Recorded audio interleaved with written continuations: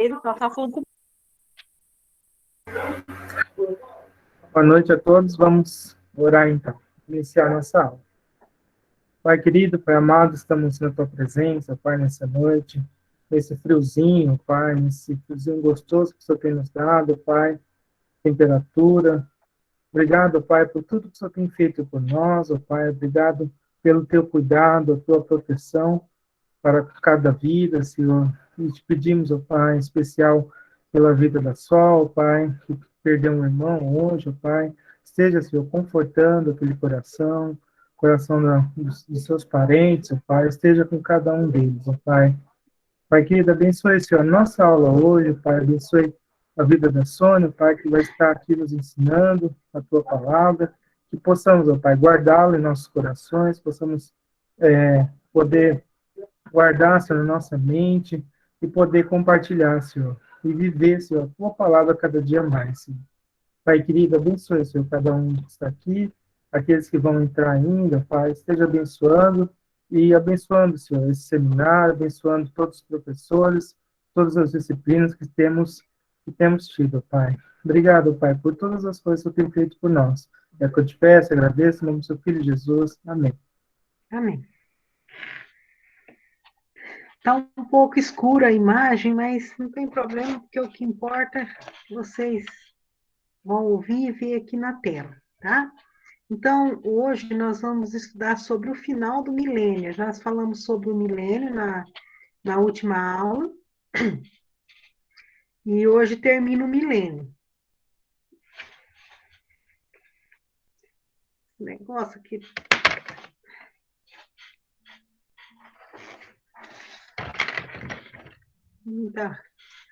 Muita roupa está atrapalhando aqui. Então, na última aula, nós falamos as bênçãos do milênio, quem vai desfrutar o milênio, como vai ser no milênio, como vai ser bom, né? Maravilhoso esse tempo. E depois de 1000 anos, aí termina esse reino milenar de Cristo e nós vamos ver o que vai acontecer. Vamos lá, Daniel. Tá, então aqui eu coloquei os dois versículos que mostram no começo e o fim do milênio. Você sabe que o inimigo, ele não gosta que a gente lê o livro de Apocalipse e, e nem estuda escatologia. Nem o livro de Gênesis, nem o livro de Apocalipse. Eu acho que ele não gosta que a gente lê a Bíblia inteira. Mas eu digo que esses dois livros aqui mostram, né, no Gênesis, mostra a interferência dele ali, né, quando o homem cai, e o caráter dele tá colocado ali em Gênesis. E mostra tudo que Deus é, como ele é capaz de criar todas as coisas e sustentar todas as coisas, e ainda a planejar a nossa salvação. Assim que o Adão pecou, ele já fez a promessa do Salvador, né? E ali no capítulo 3 de Gênesis, ele já promete Jesus Cristo como nosso Salvador. E no capítulo 12 de Gênesis, ele já chama Abraão, que é o Abraão. Em Abraão, ele faz a promessa da nação da qual viria o Salvador Jesus Cristo. Então, eu penso comigo que ali em Gênesis, Satanás não gosta que a gente lê, porque a gente vai crer que Deus não desistiu do homem e o caráter de Satanás. E Apocalipse mostra a derrota dele. Então, tem gente que tem medo do Apocalipse, eu acho que isso aí já é uma coisa do inimigo para fazer você não aprender essas coisas. E é tão bom, né? Aprender isso é uma bênção. Tem uma bem-aventurança no livro de Apocalipse para quem lê e ouve as palavras dessa profecia. Então, aqui no começo do milênio, no começo quando Jesus volta e tem a batalha do Armagedon, onde com o sopro da sua boca ele destrói todo o exército do anticristo, né? e ele dá entrada ao seu reino milenar. Então, aqui, nesse momento, a gente começa, no começo do milênio, vem esse versículo, ó, e vi descer do céu um anjo que tinha a chave do abismo e uma grande cadeia na mão. Ele prendeu o dragão, a antiga serpente, que é o diabo e Satanás. Você viu que tem 4 nomes dados aqui para o mesmo indivíduo. Ó. O dragão, a antiga serpente, que é o diabo e Satanás. E amarrou por 1000 anos. Então, durante o reino de Cristo, Satanás estava preso e lançou-o no abismo. E ali o encerrou e pôs selo sobre ele para que não mais engane as nações, até que os 1000 anos se acabem. E depois importa que seja solto por um pouco de tempo. Então, da aula passada, a gente falou todo sobre esse período desse 1000 anos, em que os salvos irão reinar junto com Cristo, e as maravilhas desse período, né? A bênção desse período do milênio. Agora, acabando hoje, que é o título da nossa aula, o fim do milênio, o que acontece? E acabando-se os 1000 anos, Satanás será solto da sua prisão e sairá a enganar as nações que estão sobre os 4 cantos da terra, Gog e Magog, cujo número é como a areia do mar, para se ajuntar em batalha. Satanás, aqui é um versículo, né? Apocalipse 27 e 8. Satanás fará com que muitos que não aceitaram a Cristo no milênio se unam a ele contra o Senhor. Aí a pergunta, né, que não quer calar, por que Deus soltou Satanás? Né? Não seria melhor deixar ele lá já, definitivamente? A mesma pergunta é feita quando Adão e Eva foram criados e colocados no maravilhoso jardim, tudo perfeito, nada faltando, e o diabo entra em cena através da serpente, e ele engana Eva, e ela peca, e faz o seu marido, convida o seu marido a pecar, né? Ele aceita, e toda a raça humana nasceu fora do jardim, separados de Deus. Aí a gente pergunta, mas por que Deus ele deixou o diabo entrar no jardim? Por causa de uma coisa chamada livre-arbítrio. Porque o amor é baseado na liberdade. Deus criou o homem para amar e para ter um relacionamento com o ser humano. Então, se ele impusesse somente a presença dele ali, ele não estaria dando livre-arbítrio e ainda não estaria dando uma segunda opção. Porque uma eleição onde tem um candidato só, a pessoa não tem escolha, né? E aqui, no caso, Deus deu tanta liberdade para o Adão e Eva, como ele deu uma outra opção, que era o diabo, inimigo de Deus. E eles aceitaram. A cobiça, o coração, desejoso de mais coisas além daquilo que Deus já estava proporcionando, fez com que eles, avisados, pecassem e ficassem separados de Deus. Aqui no milênio, a gente vê que durante todo esse tempo, até inclusive na época que a gente vive agora, o homem põe a culpa no Adão, na Eva, que pecou, mas a Bíblia tem mostrado que, na verdade, se fosse eu ou qualquer um de nós que estivéssemos lá, a gente faria a mesma coisa, porque o homem tem esse coração, né, desejoso de coisas que Deus fala não aí que quer fazer, né? Nós já sabemos disso. Então, aqui no 1000 anos, tudo era perfeito também, não tinha a presença de Satanás. Isso que é interessante. Aqui 1000 anos sem a presença de Satanás, tudo perfeito, Jesus reinando com equidade, com justiça sobre a terra, toda aquela maldição que a terra recebeu por causa do pecado foi retirada, nem os animais não eram mais ferozes, tudo aqui vai ser perfeito. E nós vemos aqui que quando Deus solta o Satanás por um pouquinho de tempo, ele consegue arrumar a pessoa, uma multidão de exército para vir contra Cristo. Ele já sabe. Na verdade, Satanás, ele conhece a Bíblia, né? A própria palavra de Deus diz que ele conhece, ele sabe que ele crê em Deus e se estremece, ele sabe quem é Deus. Mas a crença dele não é uma fé. Ele sabe que Deus existe porque ele conheceu Deus, mas ele negou a Deus. Ele não ama Deus, ele é inimigo de Deus e ele quer ser maior que Deus. Por isso ele foi precipitado do céu, né? Ele foi jogado lá do céu e desde então ele é o inimigo de Deus. Ele vai fazer tudo para destruir a gente. Ele faz tudo para fazer com que a gente não sirva o Senhor.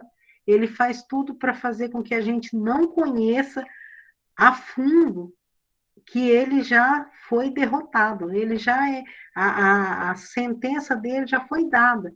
Então ele sabe o final, ele conhece o livro de Apocalipse, ele sabe o final dele, mas mesmo assim ele vai tentar até o fim. Então aqui, por um pouco de tempo que o Satanás é solto, ele consegue ajuntar aliados. Não é incrível isso? E aqui, gente, nós vamos aprender uma coisa que eu não coloquei no slide, mas eu vou dar uma leve pincelada sobre esse assunto, porque ele era um assunto da grande tribulação.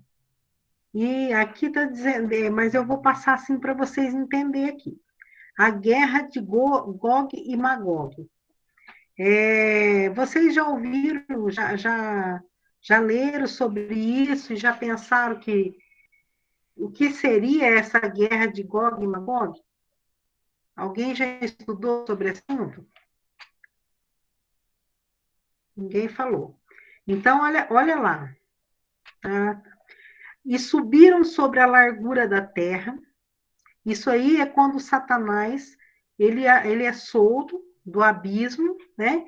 E ele ajunta pessoas dos 4 cantos da terra para fazer guerra contra Jesus e Jesus e os seus santos.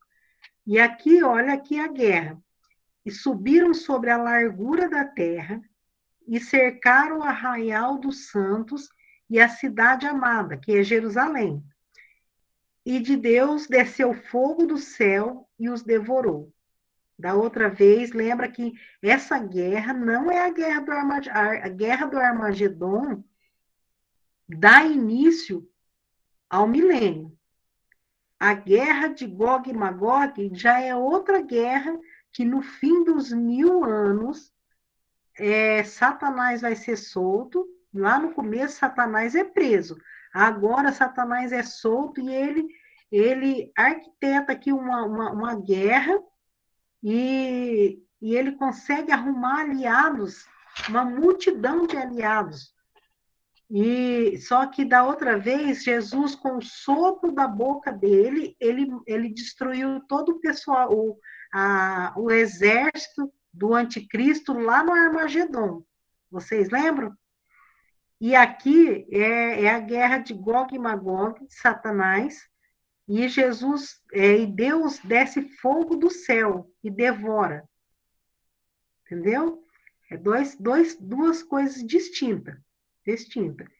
E o diabo que os enganava foi lançado no lago de fogo.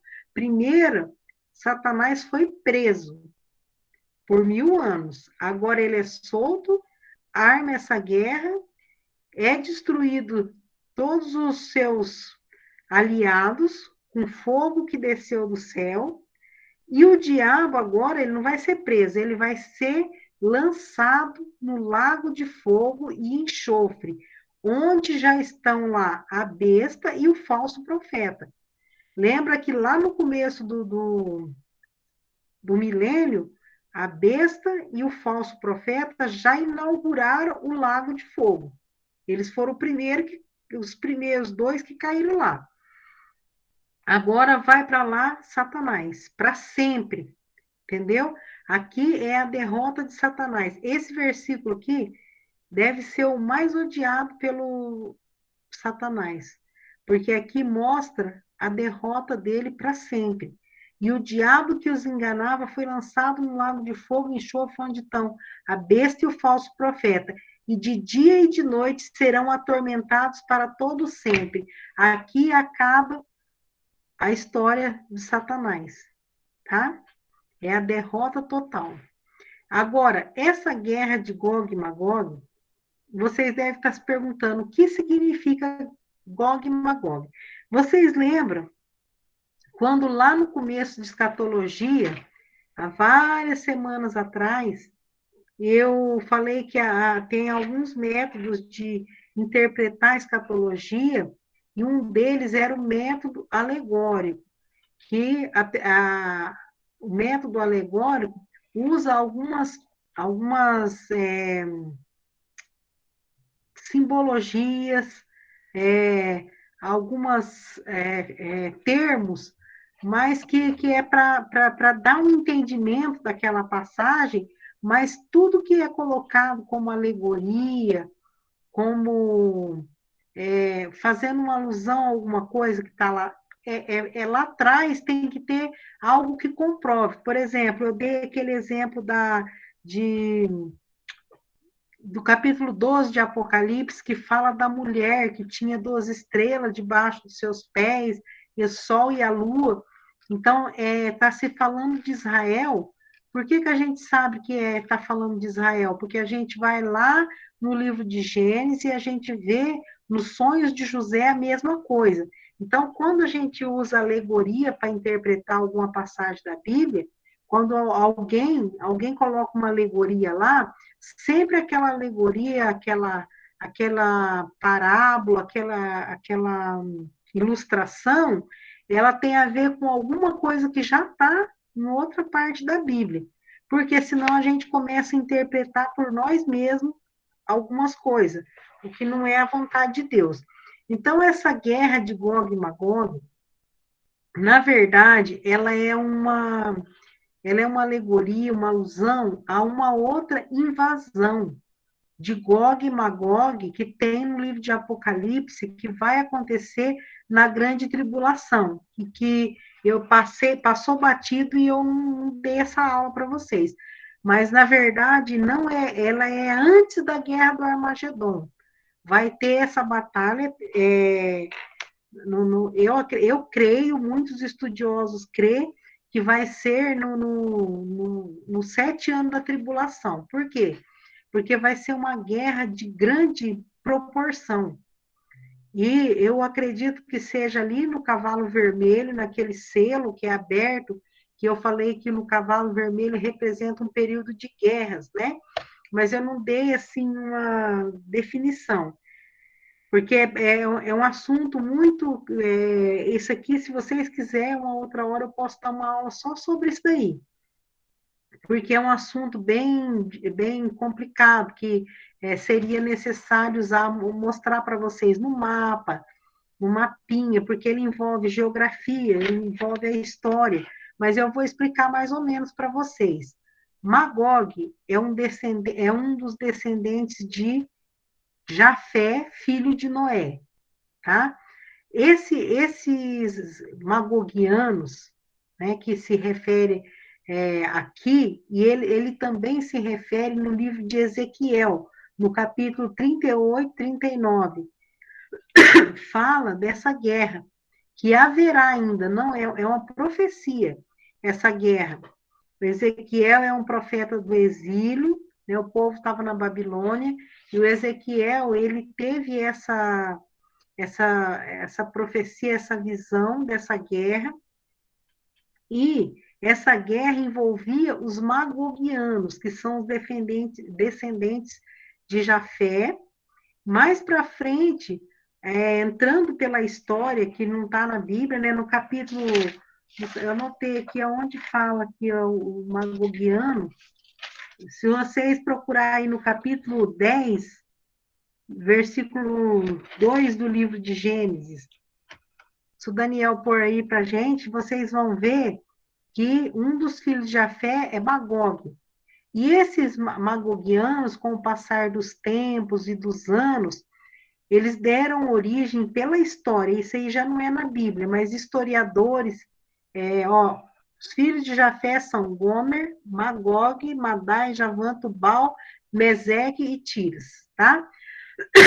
Esses magogianos, a gente não tem muito histórias dele no livro de Gênesis em diante, mas a gente vê aqui pela história que alguns historiadores bem assim de renome, eles pesquisando, eles acharam esses magogianos como os citas.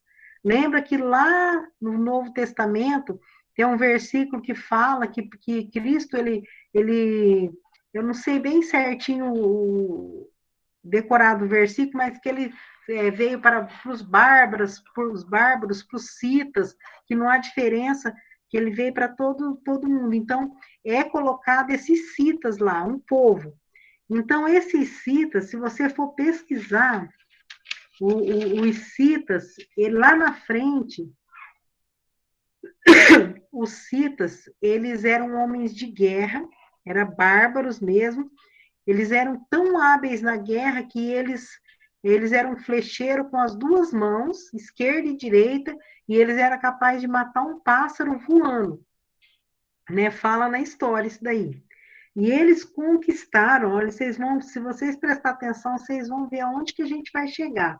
Eles conquistaram com guerras no passado território que chegaram até perto da Rússia, da China, da Mongólia.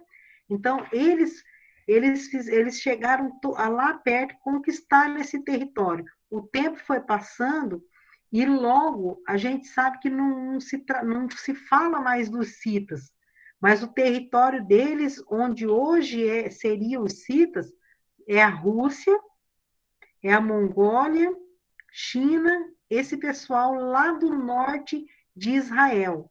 Então, há uma profecia na Bíblia, no livro de Ezequiel, se o Daniel colocar aí para mim, acho Ezequiel 39, Daniel.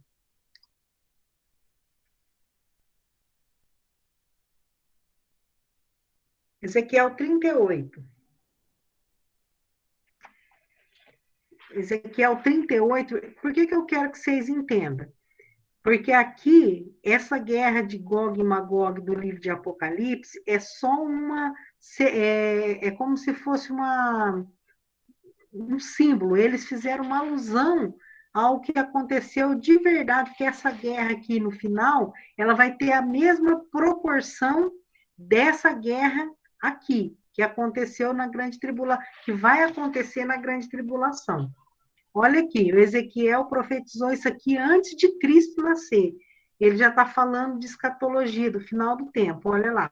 Filho do homem, dirige o teu rosto contra Gog, terra de Magog, príncipe chefe de Meseque, Tubal, e profetiza contra ele. Daniel, você pode continuar lendo para mim?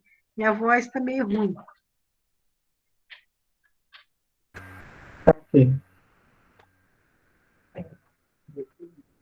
E diz assim diz o Senhor Deus, eis que eu sou contra ti, ó Gog, príncipe chefe de Meseque e de Tubal. E te farei voltar e porei anzóis nos teus queixos, e te levarei a ti, com todo o teu exército, cavalos e cavaleiros, todos vestidos com primor, grande multidão, com escudo e rodela, manejando todos a espada. Persas, etíopes e os de Pute com eles, todos com escudo e capacete. Gomer e todas as suas tropas, a casa de Togarma, do extremo norte, e de todas as suas tropas, muitos povos contigo. Para só um pouquinho aí, Daniel. Olha aqui, ó. Esses povos que ele colocou aqui, né? Eu vou mostrar para vocês aqui. Quem são? Vocês vão ver que incrível que é. Como que a Bíblia explica a Bíblia. Vocês lembram que o Noé tinha 3 filhos, Sem, Cão e Jafé. Sem, a descendência de Sem são os semitas, que são os judeus. Quando vocês não vê que, às vezes, na televisão, em reportagens, eles falam de antissemita, são as pessoas que não gostam do judeu, que é quase o mundo inteiro, né? Então, os judeus são descendentes de Sem.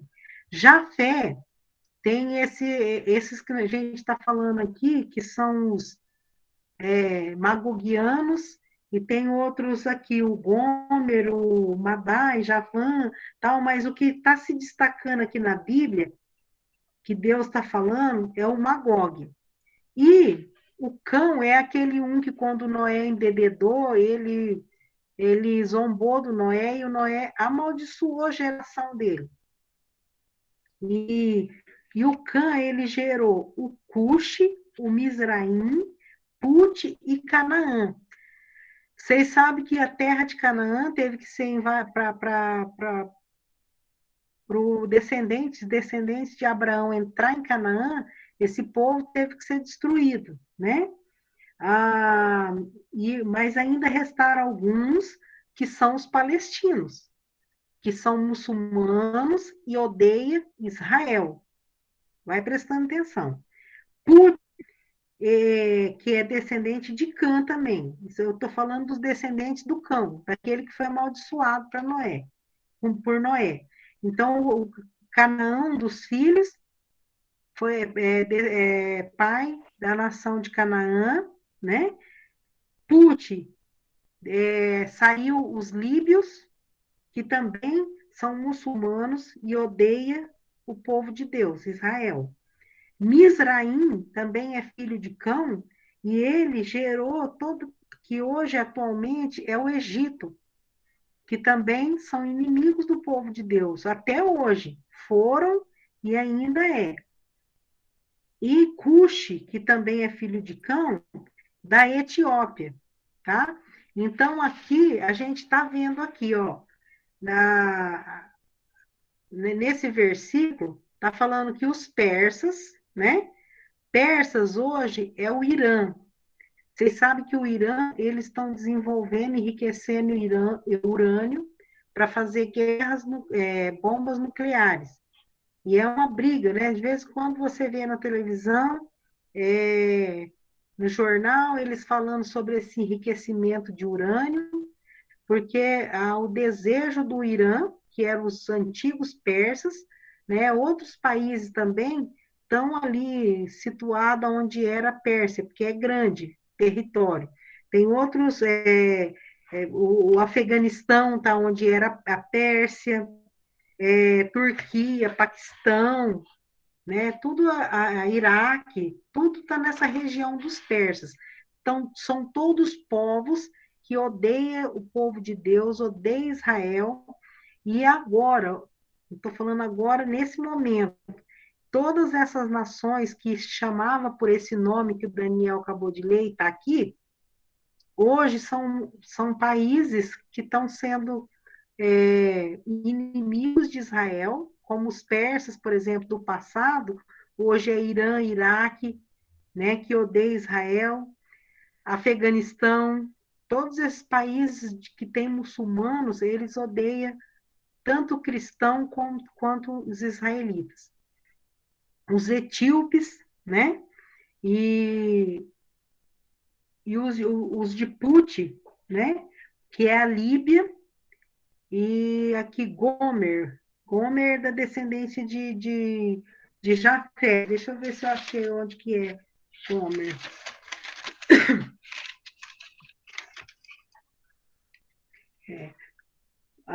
O Gomer, isso aí, olha que interessante. Gomer, é a Alemanha Oriental, tá?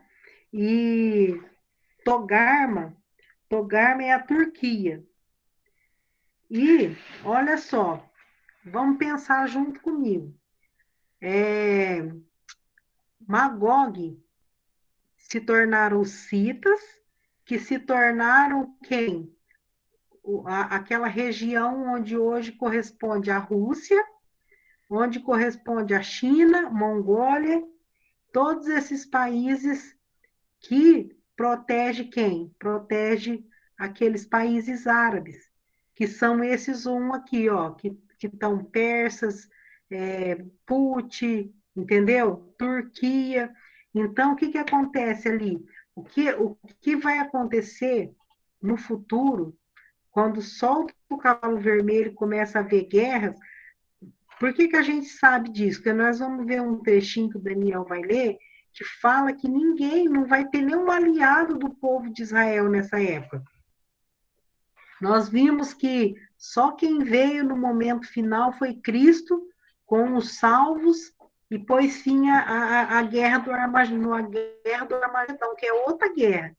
Mas até então, durante a grande tribulação, a gente sabe que essa guerra aqui não aconteceu ainda, ela vai acontecer, mas que não que vai ser na grande tribulação, porque não tem nenhum aliado para Israel. E hoje Israel tem aliado, Estados Unidos, não todos. Agora está meio complicado lá, porque nem todos nos Estados Unidos amam Israel, né? Só aqueles conservadores, aqueles que conhecem a palavra de Deus, né? Mas durante muitos anos, os Estados Unidos protegeu Israel, né? E a gente vê que a Rússia, a Alemanha, a primeira-ministra da Alemanha, ela é amiga do Vladimir Putin, que é o presidente da Rússia. Diz que eles foram estudados, né, na mesma escola comunista, eles falam a mesma linguagem, e diz que um fala em russo, o outro responde em alemão, de tão íntimo que eles são.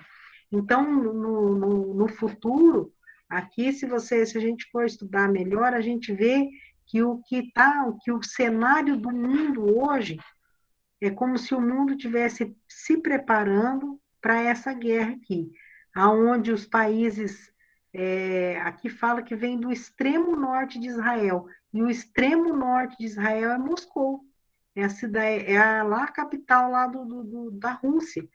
Então, você pode ver, se você vê noticiário, se você estudar, você vai ver que a Rússia sempre deu munição, sempre ajudou a Síria a fazer guerra contra Israel, os países árabes, eles estão junto nisso.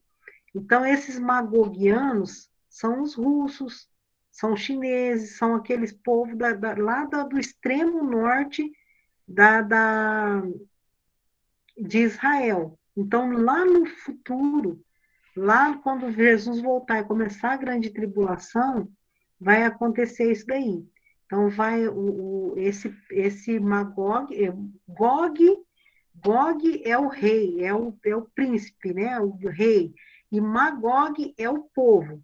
Gog e Magog. Gog é o rei daquela terra, e Magog é o território, é a terra.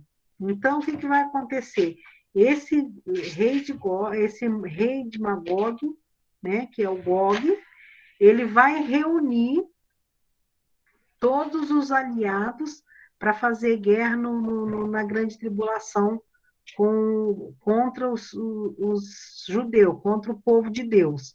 Então, aqui, o Daniel colocou, né, ó, Gomer, todas as suas tropas, a casa de Tagarma, que é hoje a Turquia, do extremo norte da Rússia, e de todas as tuas tropas, muitos povos contigo.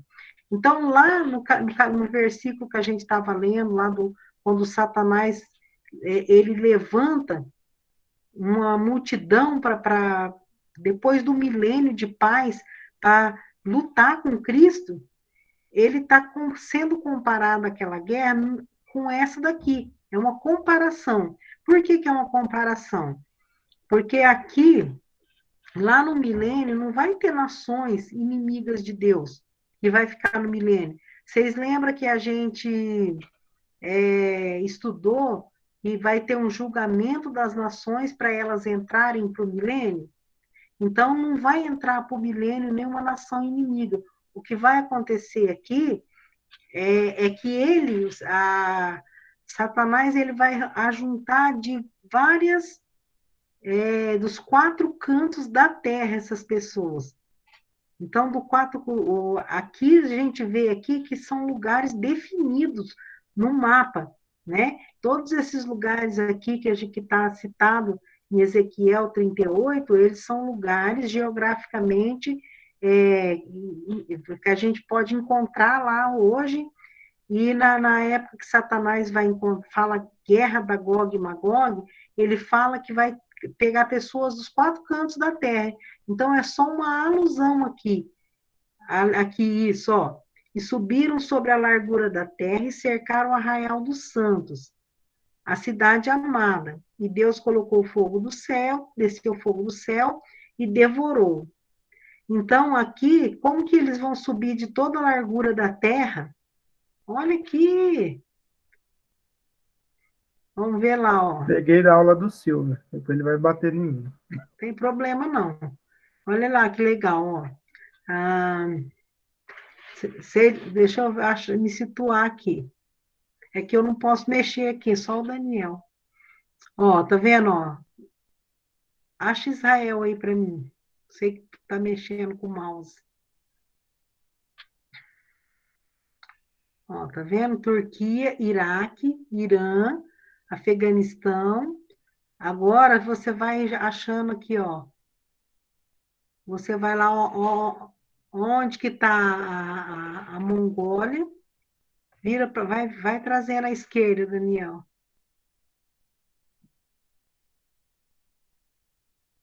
Ó, tá vendo Pequim aqui para baixo da Mongólia? China, ó. China. E acha a Rússia para mim. Tá vendo? Agora acha Israel. Aqui, ó, tá vendo? Então ela está no extremo norte. E todos esses países que vocês estão vendo agora, Afeganistão, Irã, Paquistão, Quirguistão, esses países aí, eles fazem parte da onde era a antiga Pérsia. Tá vendo? Vocês estão conseguindo entender? Então, daí da onde está Israel, vai vir de todos os lados.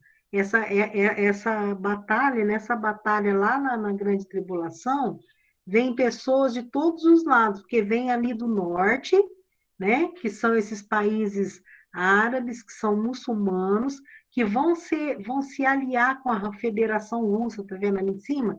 Eles vão se aliar à Rússia, né? E vão descer aqui para Israel, e também vem gente de baixo aqui, ó. Vai mostrando do sul, ó, os árabes aqui. Aqui está o Egito, ó, acha o Egito para mim.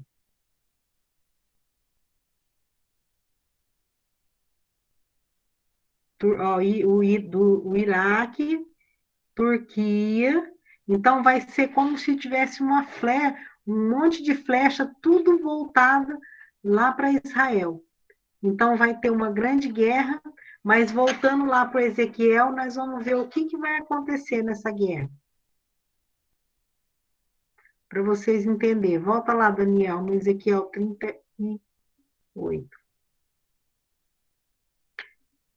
Você vai lendo, Daniel. Tá.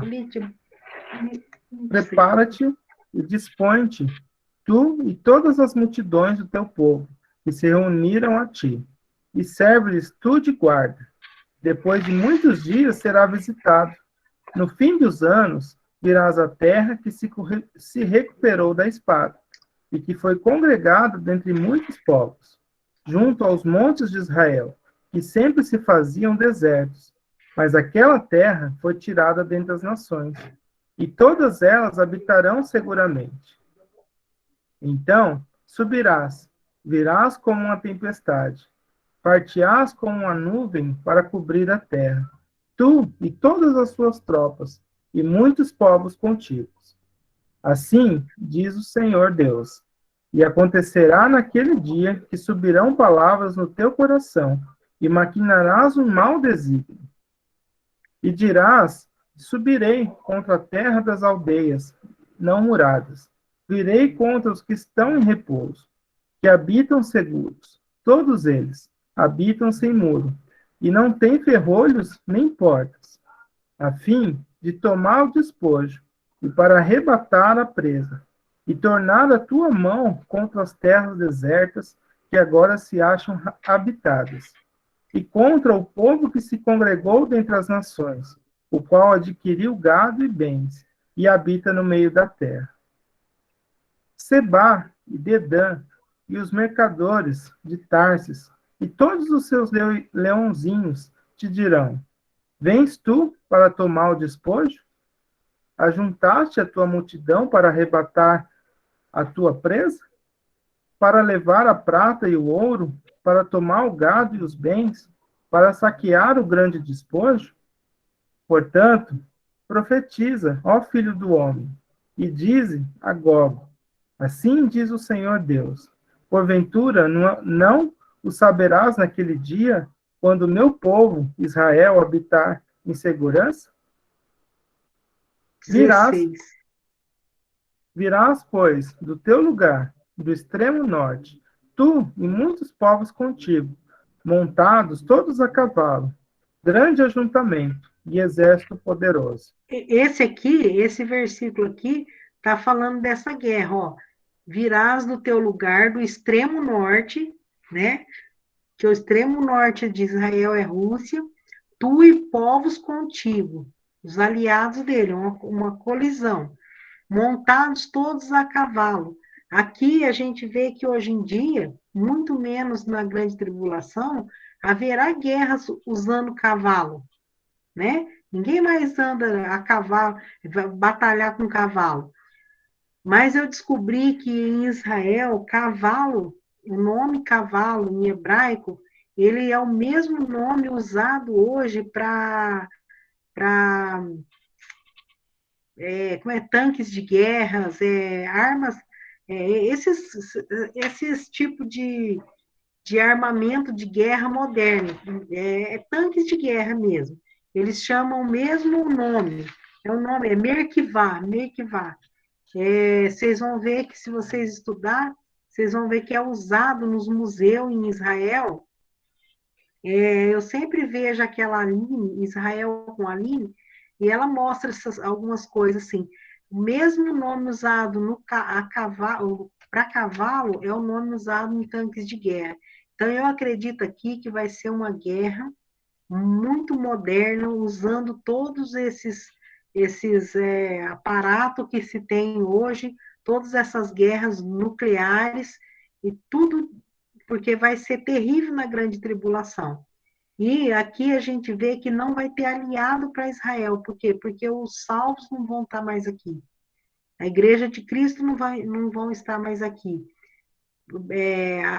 Provavelmente pessoas hoje em dia que defendem Israel são pessoas que creem em Jesus também, né? E provavelmente não vai ter ninguém aqui. Pode ter, vamos ver só esse aqui, esse último, Daniel. E subirás contra o meu povo Israel, como uma nuvem, para cobrir a terra. Nos últimos dias sucederá que hei de trazer-te contra a minha terra, para que os gentios não conheçam a mim, quando eu me houver santificado em ti, ó Gog, diante dos seus olhos. Então, nesse dia, Deus vai ser santificado perante os gentios, porque ele vai vencer essa guerra na presença de todo aquele povo.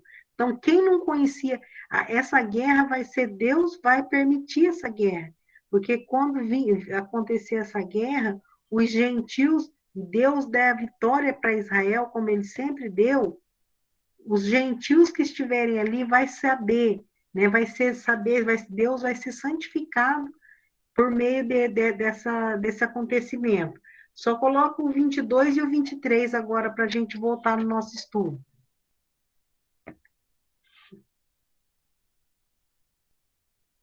Pode ler, Daniel. E contenderei com ele por meio da peste e do sangue, e uma chuva inundante, e grandes pedras de saraiva, fogo e enxofre farei chover sobre ele, e sobre as suas tropas, e sobre os muitos povos que estiveram com ele. Assim, eu me engrandecerei e me santificarei, e me darei a conhecer aos olhos de muitas nações, e saberão que eu sou o Senhor. Então, olha só para vocês verem o que vai acontecer depois que todos esses povos se reunirem, né, para vir contra Israel, porque tudo aquele povo, gente, odeia, o mundo odeia Israel. Então, Deus, né, manda, aqui fala chuva inundante, grandes pedras de saraiva, fogo, enxofre, farei chover sobre eles. E se você continuar lendo, eu convido vocês a ler em casa o 39, 38, 39 em diante, vai falar que eles vão passar dias para enterrar os corpos dessa guerra, que Israel vai passar 7 meses enterrando. Pode ser que vai ter uma guerra nuclear, pode ser que toda essa preparação desses povos com armamentos nucleares vão ser usados, porque fala que vão ser preparadas as pessoas que vão enterrar esses corpos, vão passar 7 dias para purificar a terra, porque vai ser uma coisa terrível que vai acontecer, né? Enxofre, saraiva, muito terrível, vai matar, vão ser todos destruídos aqui, e o Senhor vai ser santificado.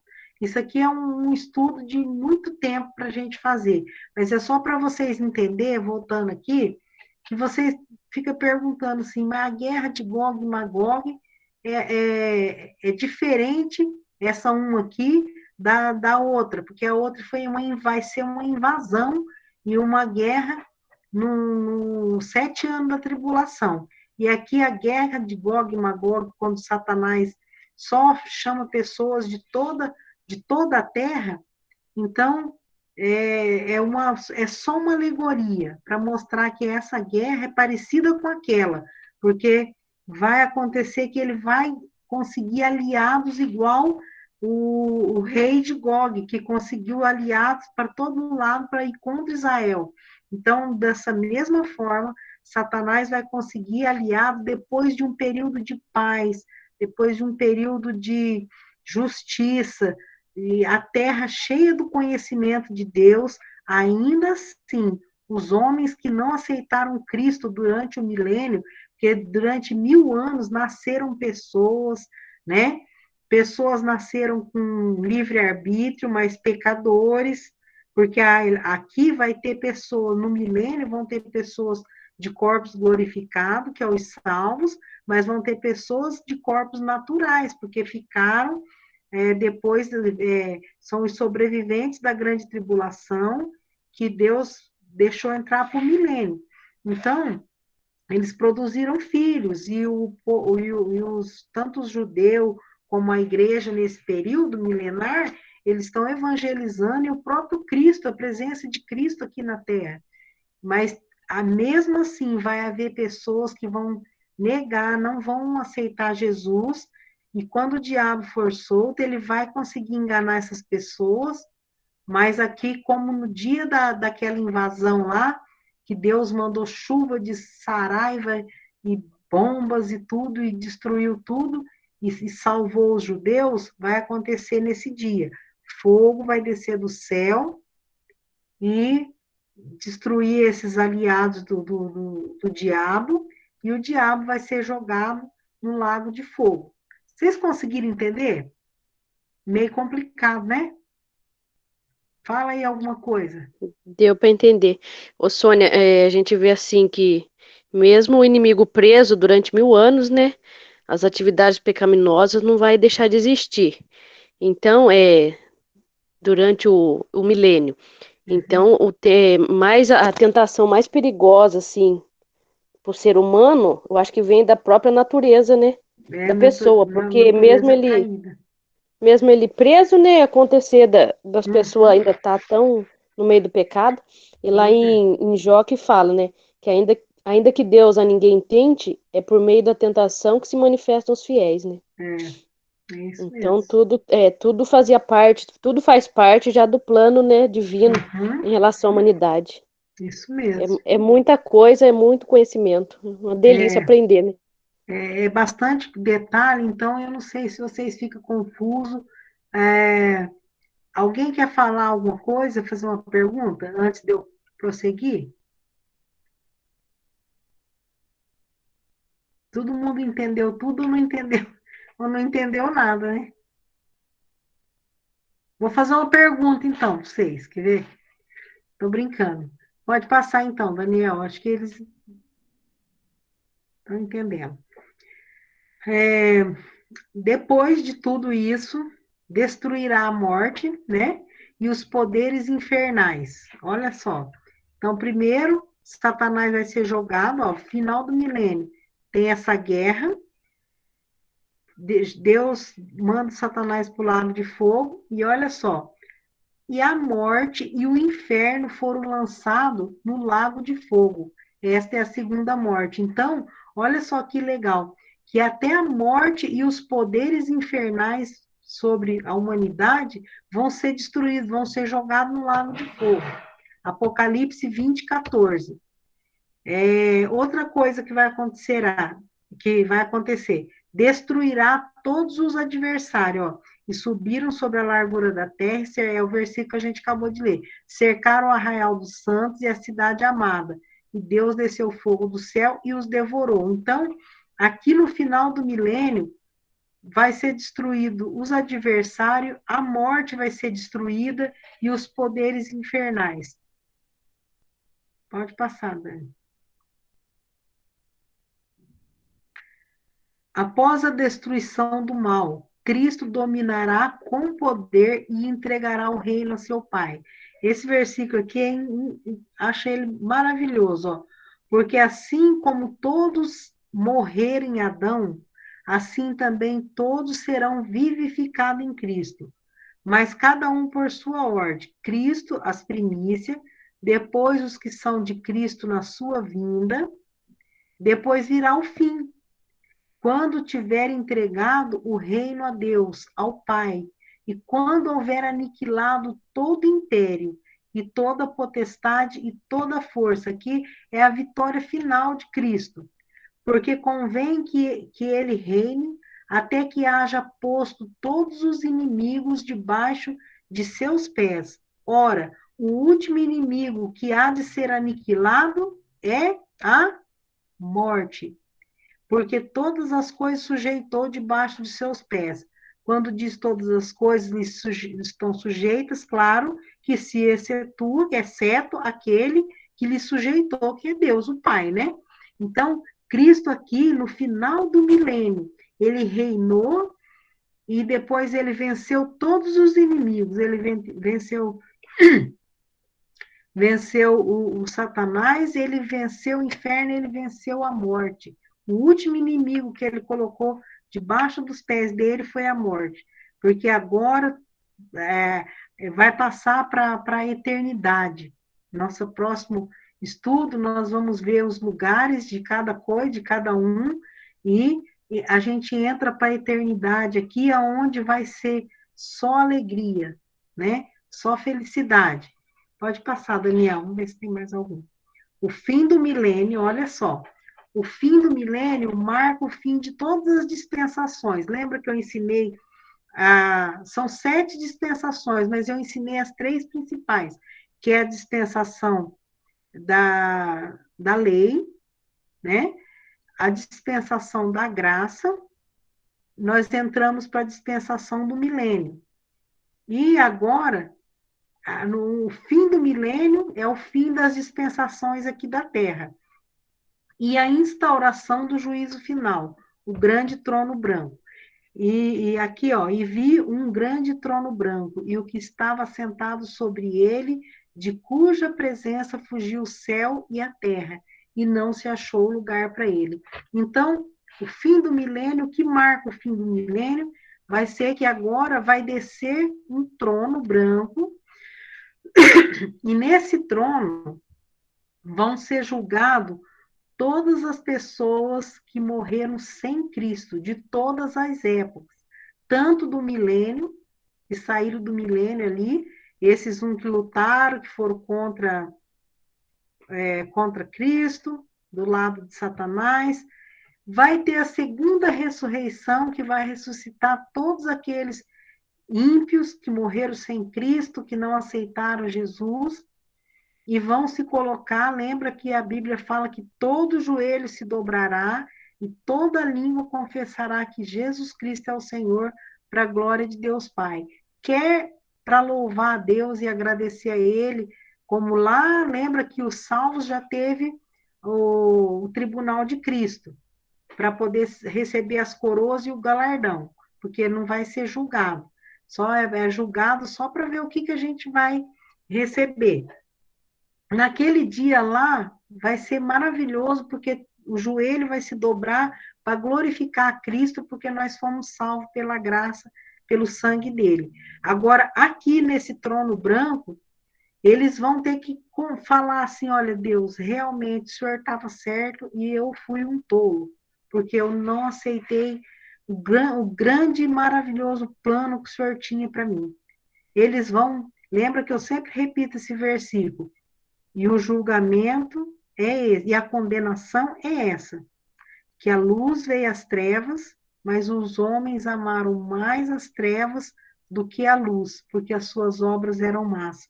Então, eles vão receber esse veredito. Então, a gente vai falar, então, na próxima aula, sobre o grande trono branco e os lugares aonde as pessoas vão algumas dúvidas que a gente vai tirar sobre lugares, tá? Então, aqui termina o milênio e já vai dar início ao grande trono branco, onde vão ser julgados, e depois o céu, e termina. Alguém quer comentar alguma coisa?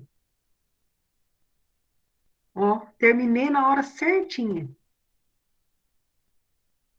Ficou muito confuso, Gabriela, ficou muito confuso para você essa questão que eu ensinei hoje? Não, Sônia, eu consegui entender. Eu não estava entendendo assim. Porque como Cristo vem e reina 1000 anos, se as nações ainda iam existir, Uhum. vão continuar existindo. Então, essa é a minha dúvida, vão continuar existindo. E como a Aline mesmo disse, o homem é mau. Então, os que não aceitaram Jesus, mas que sobreviveram à tribulação, têm mau intento no seu coração. Então, vão continuar E eles vão ter maus. filhos, vão nascer. Lembra que eu dei aula na aula passada? Eu falei que vai nascer pessoas no milênio. Então, pessoas nascem, têm livre-arbítrio, nascem pecadores e eles têm livre-arbítrio de aceitar Cristo ou não. Porque eu me perguntava também, da onde que vai sair tanta gente contra Cristo assim? Não é possível, porque a gente pensa que no milênio vai ser só pessoas salvas, e não vão. E outra coisa, como as nações, algumas se juntam para guerrear com Israel, desde que o mundo é mundo, né, que muitos não aceitam o povo de Deus, vai continuar sendo passado isso para essas pessoas que nascerem, né, que o ódio que eles têm, né, o antissemita, né, vai continuar sendo passado para eles, mesmo no governo de Cristo, no milênio, que vai ser um governo pacífico, mas vai ter gente que não vai aceitar. Então, era isso que eu queria entender. Mas as nações continuam existindo ainda nessa época, né? E o que eu queria, que eu dei um explicado para vocês, é que eu deixei passar essa matéria, só que aqui era importante entender, porque são duas coisas diferentes. A invasão de Gog e Magog na grande tribulação, e essa guerra de Gog e Magog, que vai ser Satanás que vai fazer, só que é só o nome da guerra, mas não vai ser o povo de Gog e Magog, entendeu? exatamente, porque vai ter gente de todos os cantos da Terra. Rosalvo, você compreendeu um pouco? Foi difícil? Eu enrolei aí? Foi difícil não, Sônia, mas é bom que dá uma repassada a mais depois para dar É, uma reforçada. talvez a gente pega e depois dá uma revisada nessa matéria que ficou para trás. Mas Sim. ela é importante, porque ela é atual. Eu achei importante, falei, puxa vida, tanta coisa que é atual, que precisava ser ensinado, porque essa guerra aí, na verdade, ela está sendo montado o palco para essa guerra. Se você for analisar, juntar o quebra-cabeça hoje no mundo político, no mundo religioso, muçulmanos têm crescido. Eu estava vendo uma reportagem que tem a média de filhos, para você ter natalidade, sim, para ter filhos na Europa, não chega a dois. E o que acontece? Para aquele lado lá, está enchendo de muçulmano que tem um monte de filho. E quando as futuras gerações vão diminuindo a quantidade de pessoas nativas ali mesmo, né? No mundo em geral está assim. E os muçulmanos estão crescendo. O que é a maior maneira de você crescer? A gente até brincava aqui que a igreja cresce quando os membros têm bastante filho. É Não é assim? natalidade. É Então, natalidade, né? é a natalidade. Então, eles vão perder a cultura, vão perdendo a fé, se alguns países têm fé em Cristo, vão diminuindo, e os muçulmanos estão crescendo no mundo. O muçulmano odeia Cristo, odeia o judeu, e odeia tudo que. E é assim, ó, o homem, ele, por dinheiro, ele até negocia alguma coisa, mas por convicção religiosa, e essas coisas é inegociável, principalmente os muçulmanos. Se eles tiverem que matar, fazer guerra, vocês não tenham dúvida, vocês viram anos e anos atrás que eles destruíram nos Estados Unidos as Torres Gêmeas, e depois de lá para cá, o terrorismo tem crescido, que é uma religião que eles matar para eles não tem problema nenhum. Então, se aliar a outras pessoas que dão suporte para isso e têm poder tanto de guerra como poder econômico, eles vão, pode ter certeza que vai ser uma guerra terrível. A prova de que está tudo sendo preparado para isso a gente pode ver no nosso próprio país, né? Pois é. Aqueles que estão com vontade de assumir aí, para matar, eles não pensam duas vezes também, não. Não. E você pode ver que cada vez mais vão ter pessoas com esse tipo de mentalidade, e vai diminuindo. Por isso que Jesus falou, na Bíblia fala, se o Filho do Homem voltar, porventura encontrará fé na terra, porque você pode ver que estão se aliando, se juntando, cada vez esse tipo de coisa. Mas já é um palco preparado para essa situação, para o desfecho da nossa história, né? Quem mais compreendeu? Ronaldo?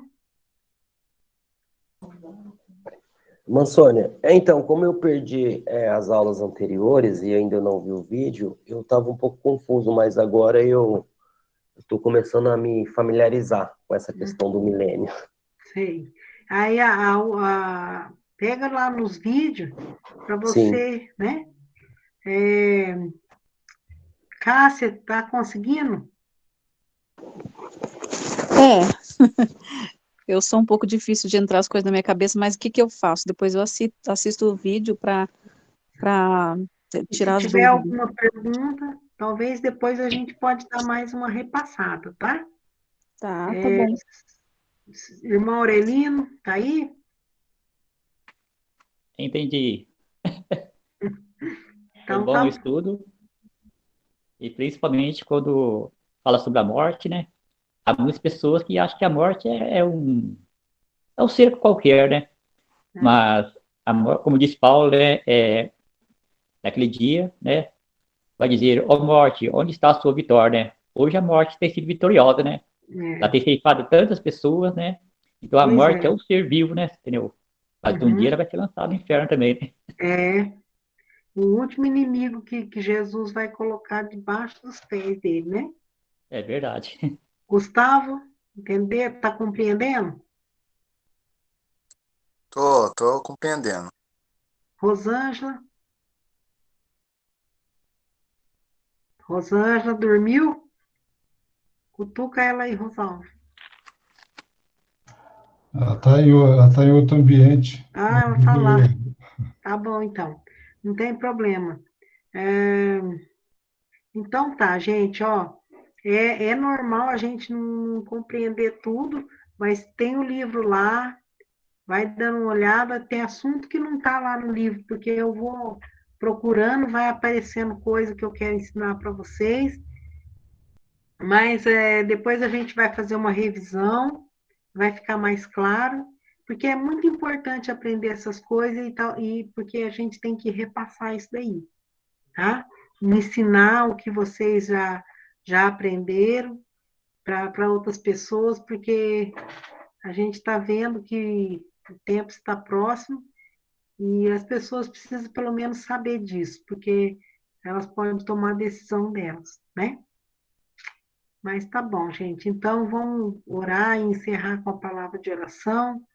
Pedir que o Rosalvo termine com uma palavra de oração para nós. Ok. Pai de amor, nós te damos graças, Senhor, pela tua misericórdia, damos graças a Deus pela salvação em Cristo Jesus. Graças a Deus por mais essa oportunidade que o Senhor nos proporciona de estudarmos a tua palavra. Ó Deus, nós queremos te render graças pela vida de cada uma das pessoas que estão nesta aula, Senhor, ainda que de modo virtual. Graças pela vida da irmã Sônia, que tem desprendido tempo, Senhor, para estar nos ensinando. E que o Senhor esteja, Pai, derramando chuvas de bênçãos sobre a vida dela, de sua família, sobre o ministério também deles, ó Pai. E graças também por aqueles outros professores também que têm se dedicado, Senhor, a ministrar as aulas nesses seminários. Que o Senhor esteja abençoando a vida de cada um deles. E te pedimos as tuas bênçãos na nossa noite de descanso. Desde já, Senhor, pedimos as tuas bênçãos sobre o nosso final de semana, sobre os trabalhos de nossas igrejas. Que o Senhor esteja abençoando, Pai, aqueles que estarão ministrando a palavra, dê sabedoria a cada um deles. Que tudo seja feito para a tua glória. Que o teu nome seja engrandecido em todos os momentos, em cada ato, em cada atitude nossa, em cada passo que demos a Deus neste mundo. Pois é que te oramos, em nome do teu filho Jesus. Amém, Senhor. Amém. Amém. Então, que Deus Amém. abençoe vocês.